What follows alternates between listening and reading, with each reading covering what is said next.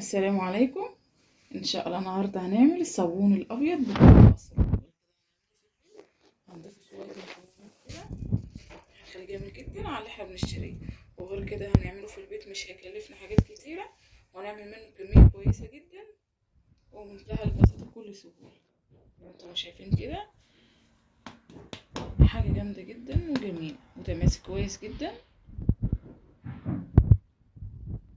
يلا بينا نشوف هنعمل الصابون ده ازاي بكل سهوله.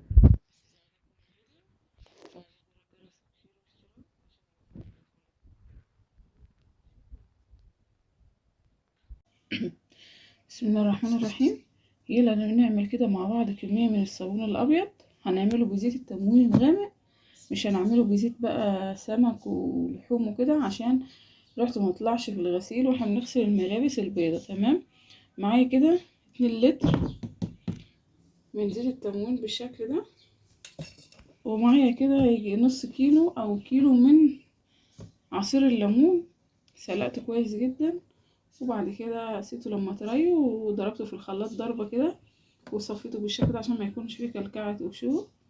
تمام، ومعايا نص كيلو من البوتاص او اسمه المادة القوية، بنزل بيه كده على عصير الليمون على طول وبقلبه طبعا بحاجة بتكون خشب. طبعا بستمر في التقليب كده لعند ما يبرد خالص لان هي مادة قوية بتكون سخنة جدا. بقلبه لعند ما يدوب ولعند كمان ما السخونية بتاعته تختفي. وبعد ما انا ضفت المادة القوية او البوتاص في عصير الليمون بقلبه كده لعند ما يبرد تماما، لان المادة القوية دي بتبقى سخنة جدا.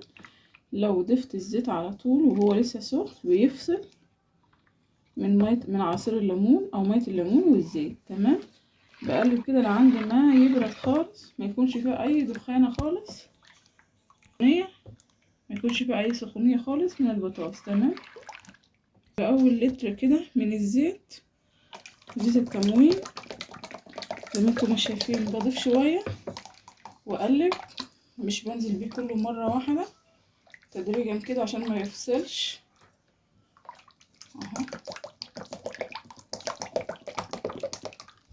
شوية شوية كده تقليب مستمر. بنزل بباقي الكمية اهو، بس لما اكتفيت بنص الكمية كده بنزل كده بكمية الزيت التانية، كيلو التاني يعني. خلاص هو برد تماما، بنزل بقى على طول بالشكل ده، وبضيف كده معلقة من الكربوناتو، بدي نظافة جدا للملابس. الملح، سكر عشان تعمل رغاوي كده. بقلب كل المكونات دي الاول كده مع بعض مع الصابون الاول. ومعايا برسيل جيل، معايا كيسين كده، بدي ريحة جميلة جدا للصابون وغير كده بيعمل رغاوي. تمام، انزل كده باول كيس، ريحة جميلة جدا يخليه يساعد معاك على الرغوة اللي تطلع فيه يعني بالشكل ده. كده ما ضفت كيسين من البرسيل الجيل، وبعد ما ضفت كده كيسين من البرسيل الجيل بنزل كده بكوباية من البريل الاخضر. بقلب كده البريل كويس جدا، وطبعا زي ما انتم شايفين كده الرغاوة على وش السطح كده الصابون من البريل والبرسيل الجيل. تمام، انا كده ضفت كل الاضافات ما عدا حاجه واحده بس، كوبايه الدقيق. تمام،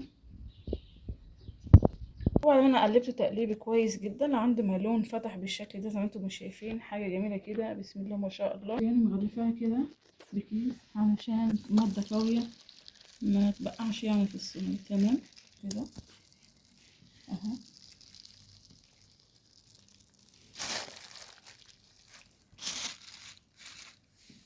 صبيت الصابون الابيض في الصواني بالشكل ده، صبيت الصابون الابيض في الصواني بالشكل ده. وطبعا لازم في قاع الصينيه بحط كده مفرش بلاستيك بالشكل ده عشان طبعا المادة القوية ما تبقعش في قاع الصينية. وطبعا عملت معاكم صينيتين اهو بالشكل ده.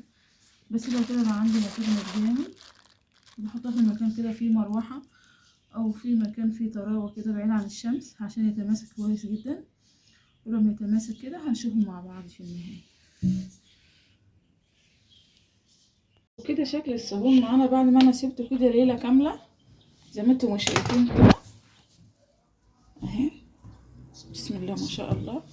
والقطعة اللي انا عملتها في الصينية اللي هي كانت مدورة متماسكة كويس جدا. فضلت كده اقلبها كل ساعتين كده على الجنب التاني، كل جنب كده بياخد ساعتين علشان الزيت يتراوح كده بين الجنبين ما يرقمش في مكان واحد. وبقطعها بالشكل ده، وقطعتها بالطول بالشكل ده قطع. انا تقطعيها بالطريقه اللي انت حباها بتقطعيها زي ما انتم شايفين كده اهي. بسم الله ما شاء الله جميله جدا، سمكها كويس. وقطعت الدنيا بالشكل ده يعني مربعات بالشكل ده. وقصيتها كده، قصيت منها كده الجناب بالشكل ده معانا اهي. وباجي على الصينيه التانية برضو بقطعها بالشكل ده، بس بقطع كده الطرف الاول عشان تطلع مظبوطه معايا. وقطعتها شرايح بالشكل كده زي ما انتم شايفين مربعات بالشكل ده. وبعد كده على الجنب ده برضو يعني بحاول ان انا اظبطها كده بسويها بالشكل ده. باجي من النص كده بقطعها تقطيع بالشكل ده. وطبعا قطعتها قطع بالشكل ده اهي، متماسكه كويس جدا.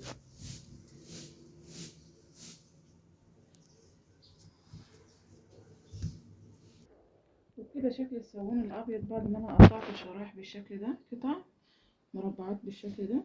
حاجه جميله جدا وتحفه زي ما انتم شايفين كده، القطع متماسكه كويس جدا اهي زي ما انتم شايفين. وبكده وبس نهاية الفيديو معاكم، اتمنى يعجبكم ويكون عند حسن ظنكم، والسلام عليكم ورحمة الله وبركاته.